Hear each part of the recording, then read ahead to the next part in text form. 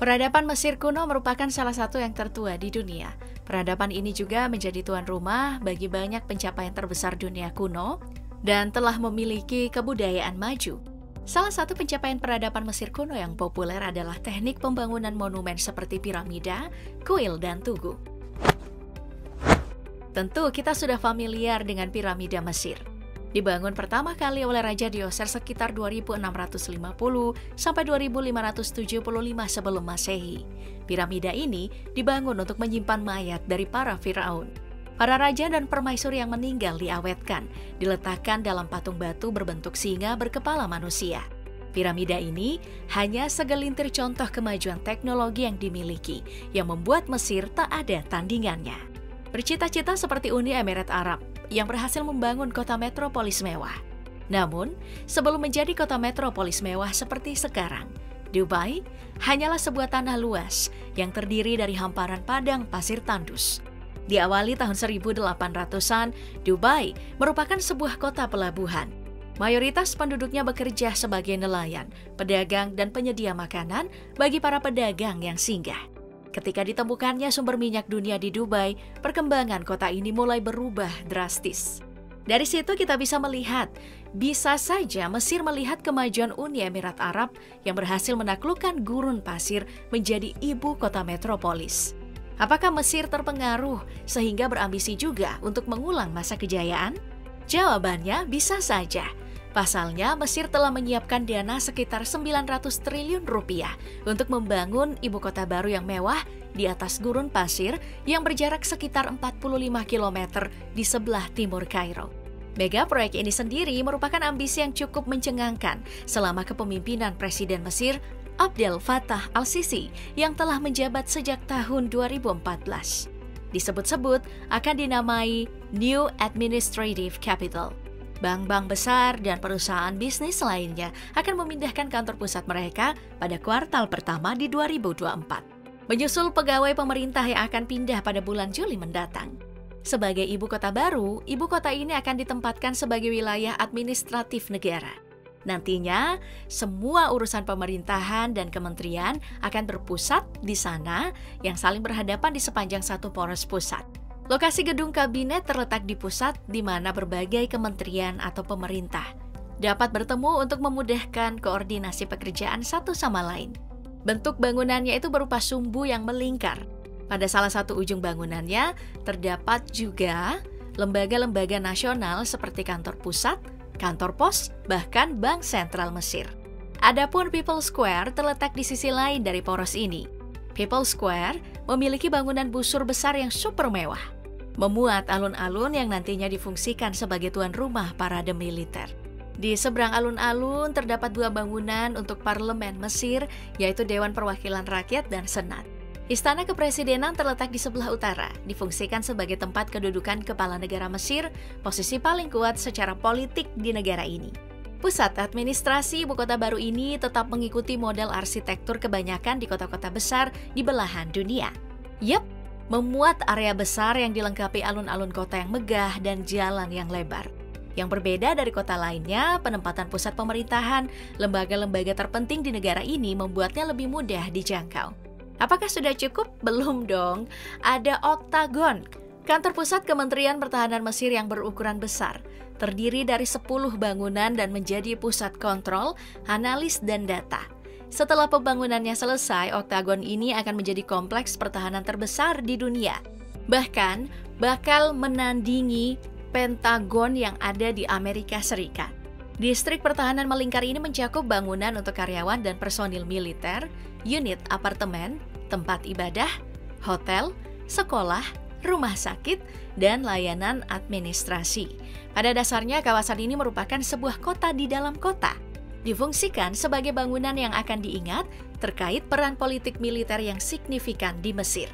Tak hanya berpusat pada pertahanan militer nih, ibu kota baru ini juga akan menjadi pusat global baru dengan ekonomi yang kuat dan kehidupan kota yang dinamis. Perkantoran dan gedung-gedung bertingkat sangat penting bagi setiap ibu kota dan biasanya dibangun di distrik pusat bisnis. Pembangunan Iconic Tower yang akan menjadi gedung tertinggi di seluruh Afrika saat ini sedang berlangsung. Pembangunan Obelisco, gedung yang lebih tinggi yang secara langsung mengacu pada Tugu Mesir kuno pun sudah direncanakan. Jika selesai di tahun 2030, gedung ini akan menjadi gedung tertinggi di dunia, mengalahkan Burj Khalifa yang ada di Dubai. Dalam bidang pendidikan, dibangun juga beberapa universitas internasional di seluruh kota, bersama dengan area Knowledge City dan Knowledge Hub, di mana beberapa institusi pembelajaran dikelompokkan secara kolektif. Universitas-universitas ini bertujuan untuk menciptakan infrastruktur yang dapat mendorong inovasi dan meningkatkan perekonomian. Sejalan dengan visi inisiatif yang dicanangkan di 2030 negara ini. Rencana induk kota ini mencakup 20 pusat hunian dengan gaya arsitektur yang berbeda untuk perumahan. Pemerintah Mesir sangat mengharapkan program ini bisa menyerap sebagian dari populasi Mesir yang diperkirakan tumbuh sebesar 1,6% per tahunnya. Sebanyak 100.000 unit rumah juga diketahui telah selesai dibangun dan 1.200 keluarga telah pindah. Sebuah taman 6 kali lebih besar dari Central Park di New York akan berkelok-kelok di sepanjang kota. Green River Park dimaksudkan untuk berfungsi sebagai area rekreasi, memberikan keteduhan dan mendorong kegiatan sosial. Lalu 2 pusat olahraga yang sedang dibangun di bagian utara dan selatan kota.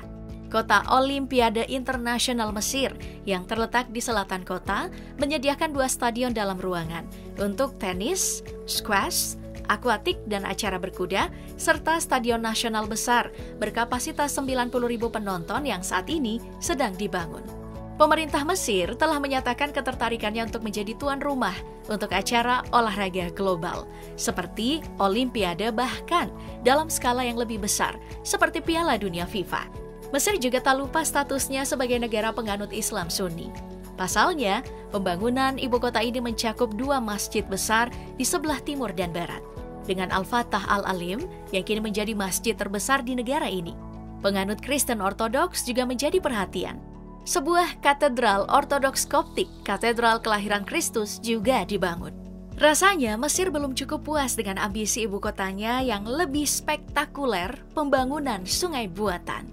Bahkan, pembangunan sungai buatan ini akan menjadi sungai buatan terbesar di dunia. Gak main-main, proyek ini akan menyulap gurun seluas 9.000 km persegi menjadi delta Sungai Nil.